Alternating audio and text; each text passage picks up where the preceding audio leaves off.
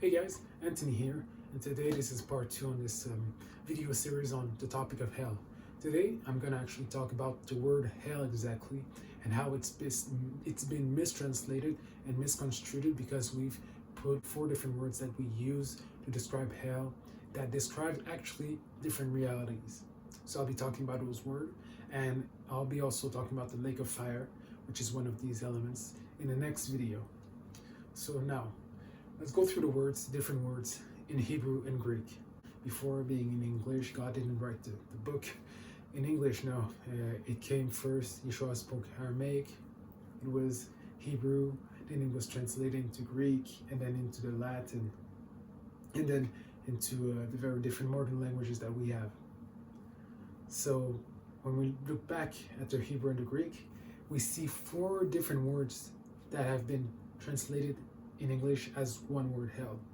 There's Sheol, Hebrew word, which his counterpart is Hades. And what do they mean? In the Old Testament, you don't really have the picture of this place of ever burning fire in the afterlife. It's actually Hades or Sheol. It means the grave, the place of the dead, the land of the dead, place where everybody went actually. And then there was this idea of the bosom of Abraham, where there was the righteous and the unrighteous on different sides. But basically, Sheol was the grave. And you see it really in this picture of Hades, because Hades actually is the god of the dead in Greek, which was the god of the dead, time of the Roman Empire. And it was also the land of the dead, the underworld, where people who died went. It was basically it. Didn't have an image of fire or torment, no. And even the word hell is actually a Norse goddess, I believe, whose name is Hel, H-E-L, which again, it was this image of a goddess of death, the land of the dead. Now, there's Tartarus, which is a word used once, which talk about, the deepest pit. It's also a Greek word, which talk about it was actually under Hades, where it was giants and fallen angels and things like that that were in chains or in prison. It was like an underworld prison. But the word that I want to talk about really is Gehenna, which makes a reference to the valley of Hinnom, the sons of Hinnom, which was a place. It was considered the garbage dump. It was at the southeast wall of Jerusalem.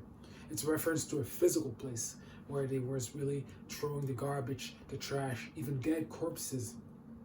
Because you see a lot of the words when Yeshua said he spoke about hell more than anybody else in the Bible, when he was often speaking about Gehenna, which was a physical place, and using description of the body parts. It's better if you throw your right eye, your left foot or your right hand, and better than instead of entering the fire of Gehenna. And it was a place that was being set on fire continually. There was a 24/7 hour that was burning all of the trash. It was a trash dump. Why? Because you didn't want to have a sickness spread because of all the trash that was gathered around. So it was a place of smoking fire. It was this image of smoking fire, burning and fire, corpses burning continually. And then, we have a lot of verses that talks about Gehenna and talks about eternal fire, as if it was going to burn forever and ever in English. But in Greek, it's actually words like ionos, age enduring. It's a period of time, it's not forever.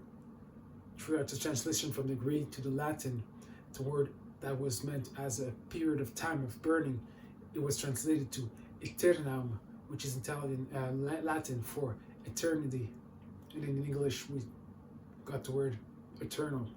But you see, when it talks about eternal fire, there's another word that's being used in Jude 1:7 that describes eternal fire in a place called Sodom and Gomorrah. So in Jude 1:7, it talks about, in like manner, Sodom and Gomorrah and the cities around them who indulge in sexual immorality and pursue strange flesh are on display as an example of those who sustain the punishment of eternal fire. But when you look at Sodom and Gomorrah today, it's not burning forever and ever and ever and ever in eternal fire. It stopped burning. Meaning it talks about a physical destruction through fire. And not one that lasted forever and ever, but lasted for a period of time. And this is met with the understanding that the Gehenna that he was talking about, Yeshua, first, he was preaching against hell, Hades, because he was against the idea of death. He preached immortality. But Gehenna, now he was preaching up against what would happen 40 years later in the valley of Hinnom, where there would be in Jerusalem, the destruction of Jerusalem, the siege of Jerusalem, where the Roman Empire would go and surround the city. When they infiltrated the city, they ended up massacred maybe 20,000, 30,000 people, and where did their corpses go? Into the valley of Hinnom. Again, there was a massacre, and it talks about this type of judgment to avoid. It was this physical place, this image of a city being destroyed. And again, you set the bodies on fire to purge them. And all these images, these other verses about where the worm doesn't die and the fire is not quenched. It's these images of, again, bodily destruction. When you think about a fire that is not quenched, it's not a fire that burns forever. A fire that is not quenched, you know how we are, guys, when we want to stop a fire at a campfire, sometimes, we just zip and we pee on it, right? That's called quenching a fire. If it wasn't quenched, it would keep burning until every material that can be burned is burned, and it will stop by itself. Think about a corpse where the worm doesn't die. The worm doesn't die until it's eaten all of the flesh. So really, these images of fire and worms that doesn't die, it's also a symbolism from the carnal nature to fleshly nature that is being burned. Because you see, I'll talk about it in the lake of fire, a video I will do separately, but the image of fire is a symbolism of the fire is divine fire. It's a purifying fire that destroys everything that is not of God's nature. So again, the fire that burns out the flesh, the carnal nature, or the worms that eat the flesh. And when a worm doesn't die until it's eaten every last piece of what can be eaten in the flesh.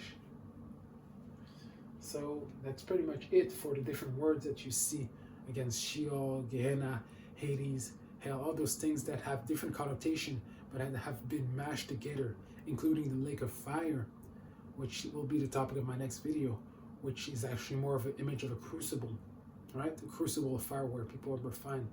All of these things have been mashed together, and then we've got, in the later years, we get this image of Dante's Inferno, and it's created this image of a place of burning fire inside of our collective minds.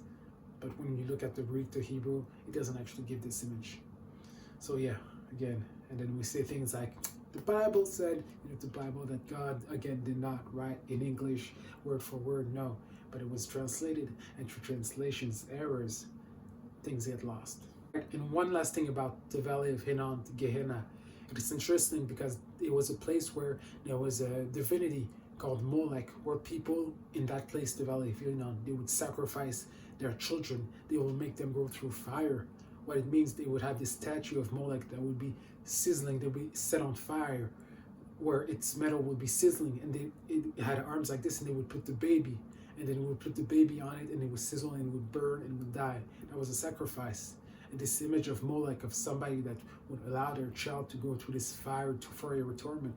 You have to think, if your God is a God that sends most people into an eternity of eternal fire, then that's actually more of an image of that Molech. But unfortunately, fortunately, a loving Father is not that kind of God that sends, that allows most of humanity to go through a place of burning fire. And that's just a personal thought of mine. Is like, have you ever seen a person set on fire and their screams and how it looked like? And really thinking about how God would be the type of God that would actually, allow that. God, the loving Father who loves us most, our human perception of love is like even lesser than God's perception of love. Yet sometimes we think, we've been taught, we've been programmed with this idea that, hell, that it's a fundamental belief to some. And now we think that God is actually that type of God. Just imagine this image of somebody that's burning till their flesh and their screams, and thinking that our loving Father is something that will allow his children to grow through all this. Or is that fire not something that is meant for purification of the soul, until all that's left is the divine nature? And I'll be talking more about that on the next video, which is on the lake of fire, and understanding what it's not, this place of fiery torment, but a symbolism from this crucible refinement. until everything was restored to their original state. Anyways, that's all for today. Thanks.